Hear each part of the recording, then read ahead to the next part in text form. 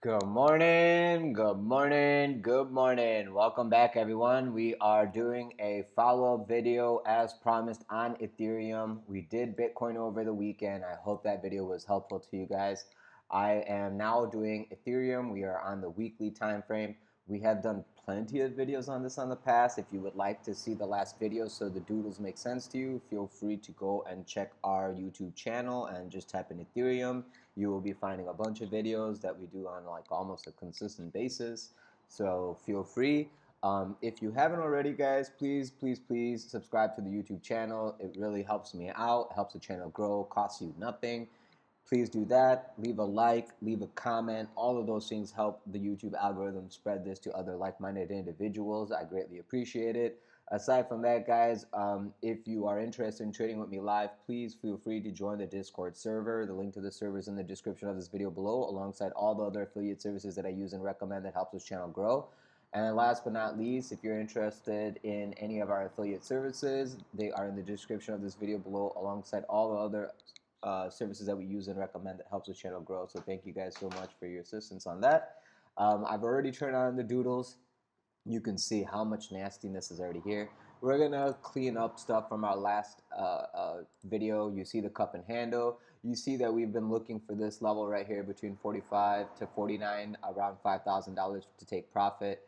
I'm actually gonna click down into the daily because there's too much stuff going on in the weekly. Actually here, real quick on the weekly, without the drawings, you can see that we are already lost our support over here at 2,900, around 3,000. Then we went all the way to 26. We said, hey, if you lose 26, then we're going to take the liquidity out of the last low. That's basically what we've just done. We did it by, I think, like a tick, like literally three equal lows. And we have this week going and gunning into the 22.20 area. Now this week, if we can close above 22.21, I would be saying that the local low is put in, and we're looking for upside continuation next week. Today's daily close is also extremely important. We're going to figure that out right now. Boom. Here we go onto the daily. Now you can see on daily, our support was at 2,600. That was where we took our last long.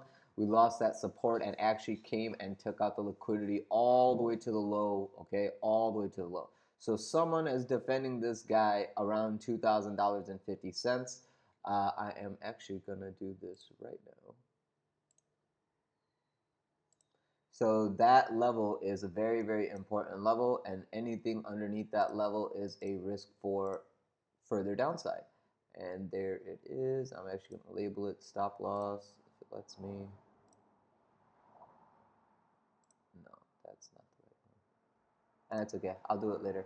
Now that we're back into the drawings here on the daily, you can see that this previous accumulation has failed over here. We've actually broke into the deeper of the triangle consolidation that we had drawn out. I'm going to actually delete the smaller one. I'm going to delete this one because we actually did not do that. This ascending channel got broken down, and you could see the trend line broke, and that's when the dump actually started over here. Okay, so that's why I like having these channels. Remove all this, and then we can go as to where we expect the next path.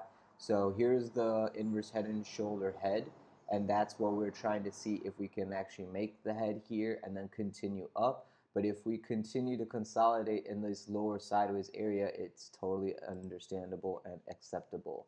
It does not need to be a quick consolidation back out. Here's your inverse head and shoulder. Here's this rounding bottom. We're going to remove all that stuff so we can see clearly where we want to go from here. All right, so this is where we're at right now, this big triangle, and I'm actually going to remove that because this is how I would be looking at this. So you can see this clear descending trend line that's being formed over here. There is no upside until we break out of this consolidational channel, okay? So just keep that in aware that we can bounce around here all we want. It does not matter on a daily time frame. It does not matter until we break outside and do a continuation, or if we break to the downside and then we lose 2,000 and we go to the next level, which is going to be ugly, guys. Let me give you a quick estimation of that.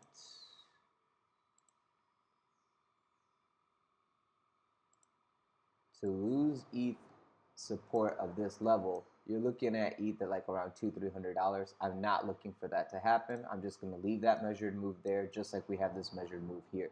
What we're doing is going sideways in this sideways consolidation. If we break to the downside of this sideways, we're going down. If we break to the upside of the sideways, we're going up, up, up. More than likely, I'm looking for upside. I'm not looking for downside due to the fact that you can see you have higher low consolidations occurring. This is the only break of structure that occurred, but technically it's not even a break of structure. It's a double bottom because they're equal lows. It has not taken out the liquidity completely underneath 2015 yet. So someone is defending it over here, and that's a good thing because that is where we actually started our breakout of.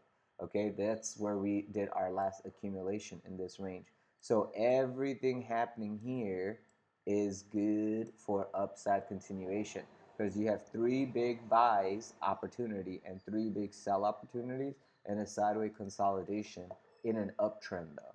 Okay, we're technically in an uptrend. This was a low, this is a low. Now we're making 3 sideways lows in this consolidation like this, but hopefully we are looking for this low to be put in right now, and then we do the breakout, and then we take out the liquidity above it and then continue out.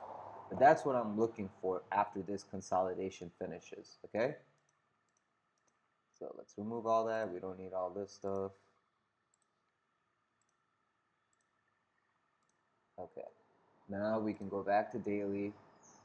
We can quickly look at it like this and understand that, hey, your EMAs now are crossing below. So we have a lot of resistance right here.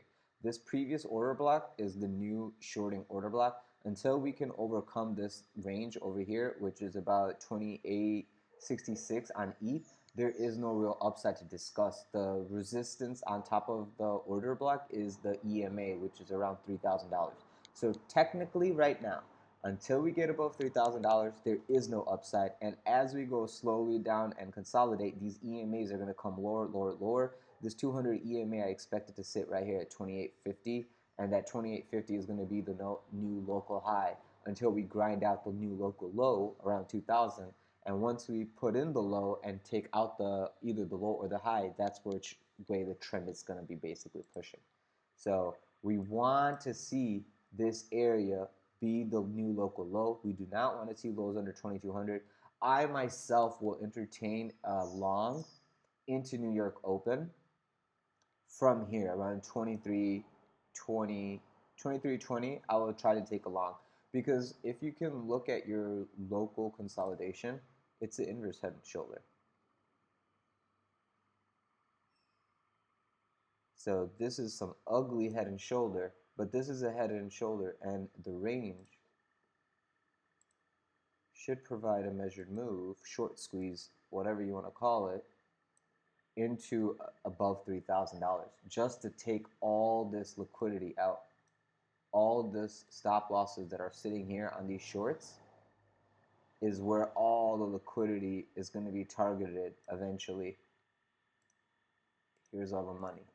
So all that money is sitting there, and that's where the market is eventually going to want to take it because it's taking all the liquidity out, right? If it was overbought, we've won 2. We've lugged down 3 times already. You know, 1, 2. Sorry. Here's your top. 1 distribution, 2 distribution, 3 legs down. This is 4th. At this point, I would say we're oversold, and I would be looking for a little bit reversion to the mean trade into like this area right here, which we have already pre-planned with the measured move. So that's what I'm looking for today. The reason being, we did a nasty, nasty, nasty CME gap. Okay, now on Bitcoin it was $10,000, and if you guys have been with me in the past with this channel, how many times have I told you guys Bitcoin will start moving $10,000 a day, Ethereum will be starting to move $100 a day? Like that's going to be a regular consolidational push because it's going to create the volatility to push out over leveraged traders, and that's the last consolidation before we start another trend.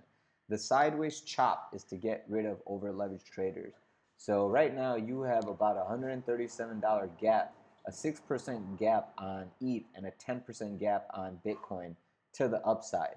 Okay, and those gaps are mighty juicy for filling. So here's your gap right here on Bitcoin. We actually hit our resistance at 95, 525, and then we started pulling back and trying to find a little bit of support here at 90, 60. Having this gap here is okay only if we actually use this and continue out. Okay, because we were already measuring this consolidation on CME. We already knew that this was going to happen, and we were already looking for a deeper dive. The deeper dive did not occur. It actually found support right where we were expecting, around here at around 79,000. It didn't go all the way to 77. That's fine. It got front run, and that's why you got this massive gap here up to this level here. And this gap is like 86 to 93. 92. That thing is a price efficiency that is eventually going to have to get filled. So just be aware that until this thing gets filled, I'm less confident of upside. I think this needs to come retrace all the way back to 86. Then we can look for upside. But a gap and go can occur as long as today, as markets open, we continue to the upside in a short squeeze fashion. And then if you look at ETH did the exact same thing. But look at how many gaps ETH has been doing. We never filled this gap here. And then now we're creating more gaps. Here's another gap that we did not fill. Basically, ETH, the resistance didn't even fill the gap.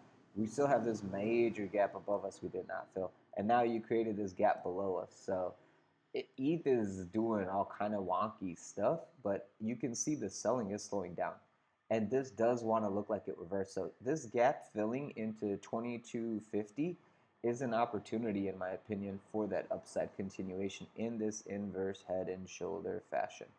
Okay, it's filling out the last shoulder, and then we're looking for that measured move right into this level, which is around $3,000. And that's what we saw in both the perps as well as CME. So everything looked good for upside continuation. And that's basically all I have for you guys today. I know that the CME gap got people excited, but the perps are already eating up the gap right now. So it's like, man, I should actually take a long real quick.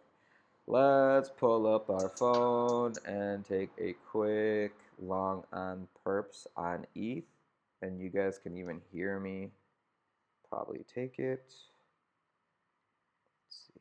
I won't go crazy right now. I'll only take like half a ETH position on leverage, and then I'll add as New York opens.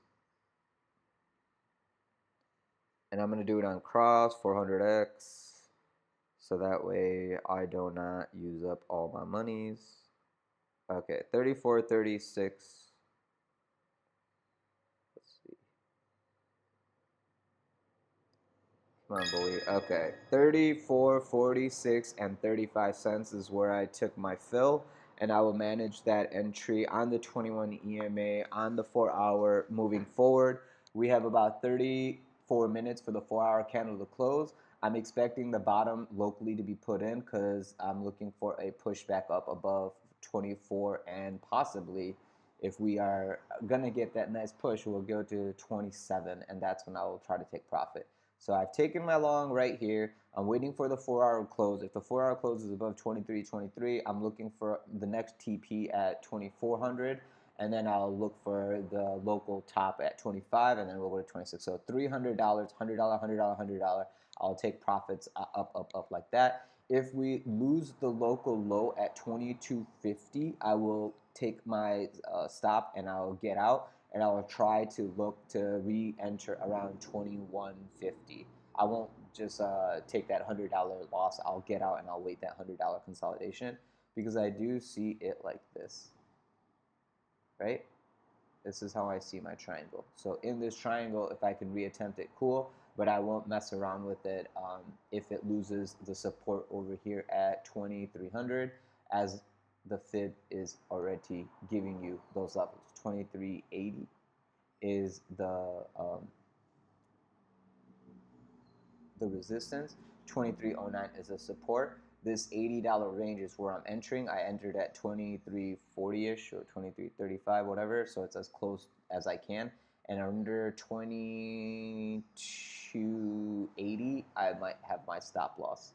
Yeah, 2280. Sounds good. And then I can re-enter at 2200 if I have to into New York Open if that opportunity is given into the top, into the right shoulder absolute local low possibility. So that's how I'm going to be playing this, guys. I hope that helps you guys. If you have any questions or concerns, hit me up. I'll be around. If you would like instant replies, make sure you hit me up on the Discord server. The link to the server is in the description of this video below, alongside all the other affiliate services that I use and recommend that helps the channel grow. So thank you guys so much.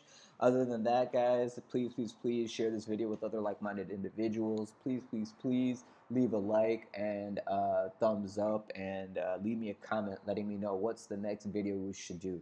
Should we do the next video on XRP Ripple, or should we do the next video on Litecoin, or should we do the next video on Solana or Doge? So I don't know which one to do next. You let me know. Solana, XRP, Doge, or Litecoin. Between those four, guys, let me know in the comment section below, and whichever one I get the most of, that'll be the next video for tomorrow.